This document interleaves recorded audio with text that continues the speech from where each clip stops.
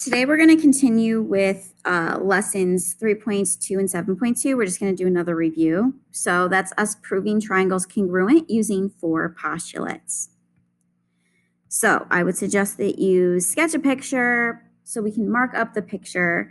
And here is what we are given. We are given that angle L and angle N are right angles.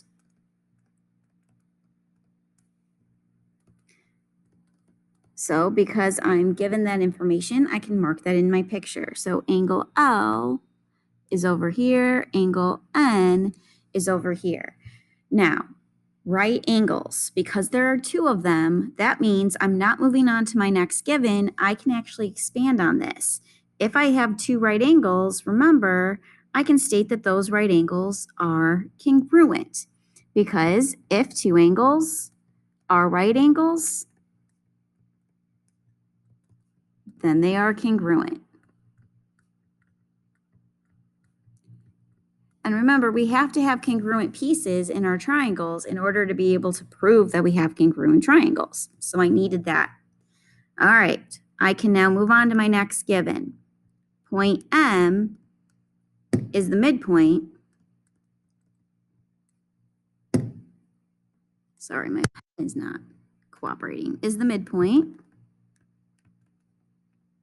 of the segment LN. That's given information. But I'm not moving on to my next given because that has a vocab word and we can expand on it. Remember, if I have a midpoint, it's going to divide the segment into 2 congruent segments. Looks like that segment would be segment M. And that's going to be congruent. Now, because I put L first, that means I have to put the N first. Because remember, L and N are 2 right angles, so they have to be in the same spot. So then how are we going to justify this? Well, remember, what I was given was that we had a midpoint. So that has to go with the if. So if a point is a midpoint, the then part is what we're concluding. Well, we're concluding that we have 2 congruent segments. So then it divides a segment into 2 congruent segments. And now I can mark that in my picture. Okay, we still have something else that we can write down for our last given. We have that the segment LP is congruent to the segment NQ. That is given. So I get to mark that. I'm going to give them 2 tick marks. Once again, we're trying to prove that the triangle MLP is congruent to the triangle MNQ. If you look at the 2 triangles, they do have 3 things marked. And so remember, we've got side, side, side, side, angle, side, angle, or angle, angle, side. Because we are talking about angle L and angle N being congruent, it's not going to be side, side, side. There is only one set of angles, so it can't be angle, side, angle, or angle, angle, side. That leaves us with side, angle, side. And notice that we do have 2 congruent sides with the angle in between. So we have enough information. Our 6th and final step is that those 2 triangles are congruent. And like I mentioned, it's because of side, angle, side. Now remember, I want you to go back through your proof and make sure that you actually do have congruent statements, because sometimes people forget to do the second statement where angle L and angle N are congruent. So when I'm looking, my first letter is an S. So I'm looking for my first set of congruent segments within those triangles. That comes from step number 4. Then it would be step number 2 where I have my angles congruent. I could not say step number 1 because I don't say congruent in step number 1. Then I'm looking for sides again for that last letter. Well, that looks like that's step number 5. So that's why I have these 3 letters or 3 numbers. You have to have numbers at the end verifying that you did in fact list all your congruent pieces in your proof and not just mark it in your picture. Let's take a look at another one. Okay, so sketch the picture because we're going to be marking it up.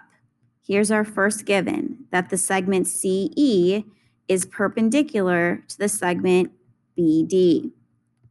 That's given.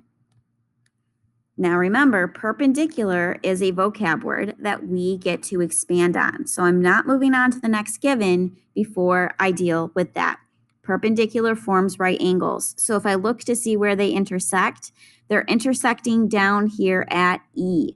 So I'm going to have to use 3 letters, but it looks like the angle CEB and the angle of CED are right angles.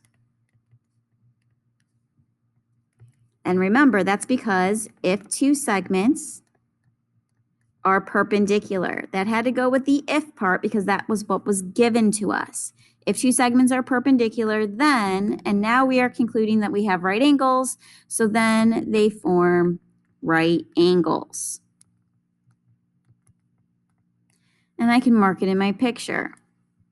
Well, notice that we have 2 right angles. So once again, I'm not just moving on to my next given.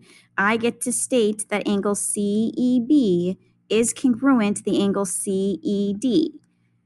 That's because if 2 angles are right angles, then they are congruent. Oh no, sorry.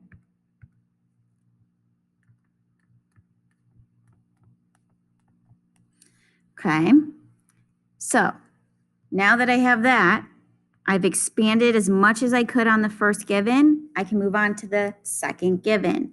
We are told that the angle CBE is congruent to the angle CDE. So if I follow the letters, CBE is this angle, CDE is this angle.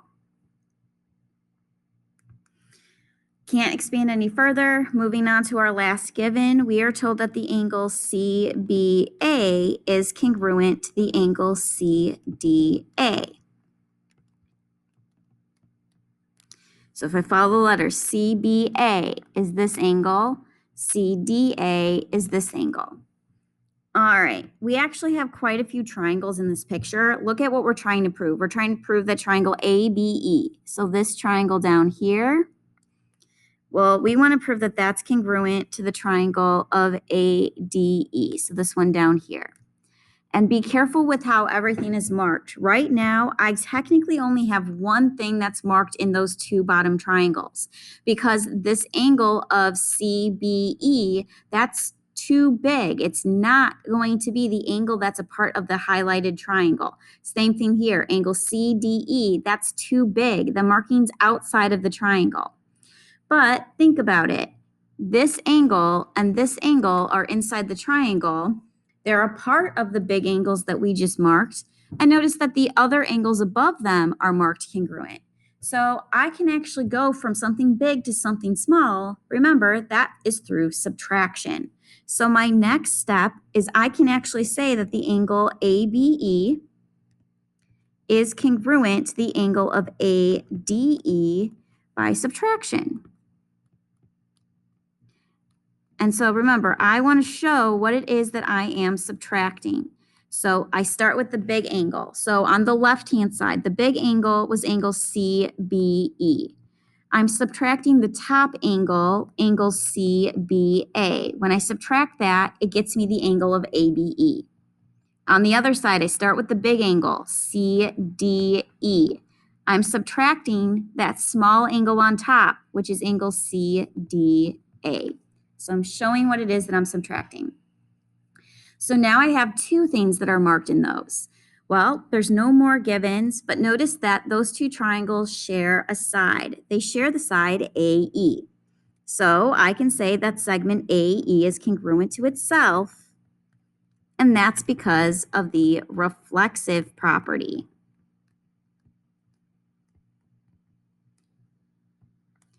So once again, remember, we want to try to prove congruent triangles by either side, side, side, side, angle, or angle, angle, side.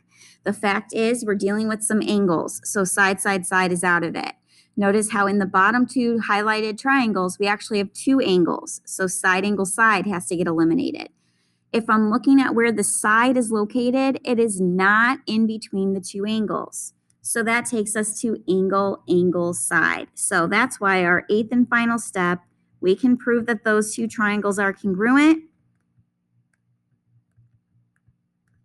And that is because of angle, angle, side. Now, when we go back through our proof, we have to understand that it's the congruent right angles are one of the angles that are inside my triangle. So that would be step number 3. Then I want another angle. Well, there's a lot of angles in this. But remember, it was the small little angles that I wanted that I got through subtraction. So that was step number 6 to get me my other set of congruent angles. So 3 and 4 and 5, while they all are angles, they are not the angles that are in the triangles. Okay? And then, 4 and 5 are not the angles that are in the triangle. And then my congruent sides came from step number 7. All right, so that's us proving triangles congruent using the 4